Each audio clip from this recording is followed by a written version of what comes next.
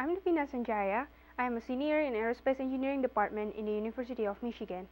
This summer I'm working with Professor Fidkowski on real-time probabilistic inversion of atmospheric contaminant sources using adjoint sensitivities. Imagine there's a terrorist bomb released in the urban area. The gas-type contaminant started to convex and diffuse, infecting people in the area. Before next steps are taken, politicians and scientists need to think about these two main important questions. Where is the contaminant going, and where did the contaminant come from? Where is the contaminant going is what we call a forward problem. Solving a forward problem is easy since we know the position of the contaminant based on the sensor reading from the sensor layout in the area. Where did the contaminant come from is what we call an inverse problem. Solving an inverse problem can be expensive. So the goal of this project is to create a computer program that takes the input data, the sensor reading as the input data, so that real-time probabilistic inversion can be done in a shortest time amount possible. So we took a previous work done by Ian Tobasco on a probabilistic approach to inverse convection-diffusion. Based on his work, we know that MCMC, or Markov chain Monte Carlo, and Metropolis Hastings algorithm can be used in solving a one-dimensional convection-diffusion problem in isotropic posterior. So since we're not living in a one-dimensional area, we're going to take his work and make the program able to solve a three-dimensional problem. The inversion techniques that we use is still similar to what Tobasco used, but the main difference is that we're using an adjoint method, which will accelerate output calculations. So the first case that we're looking at is the convection-diffusion problem, where the gas convects and diffuses in two-dimensional area without any disturbances.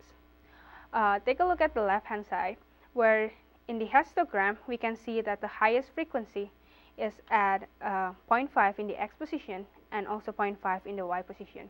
These tell us the initial position of the contaminant gas.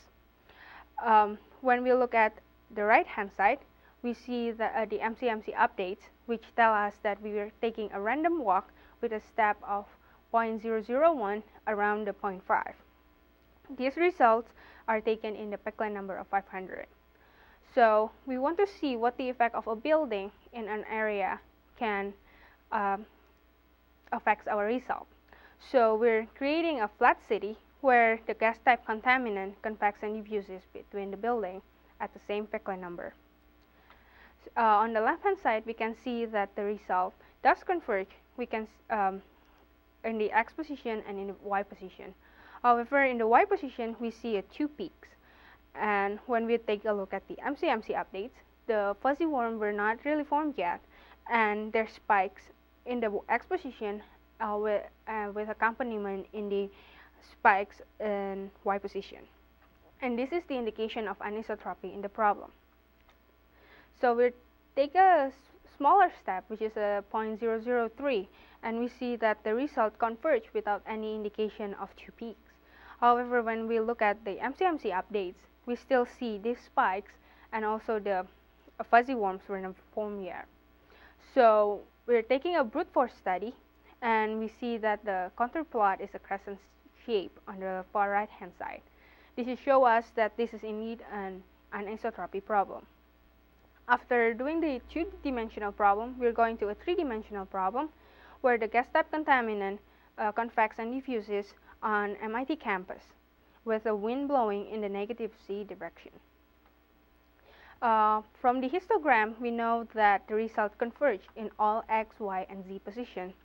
And when we look at the MCMC updates on the right-hand side, we see that the fuzzy worm are formed with an indication that the y position is converged slower than x and z position.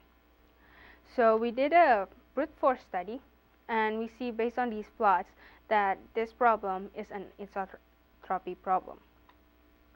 So we plot the contour of the brute force study, and if we track the contaminant, say the cyan color on the far left hand side, those color is slowly disappeared over time, which tell us that the contaminant is convex and diffusing. So at this point, we know that MCMC and Metropolis Hastings algorithm can be used in solving a two-dimensional and three-dimensional problem. Real-time probabilistic inversion is indeed possible using the Adjoint method. There's also an indication of anisotropy appeared in which the contaminant convex and diffuses between buildings or at higher Peclet number. Future work will look at more into speeding up the code and anisotropy approach.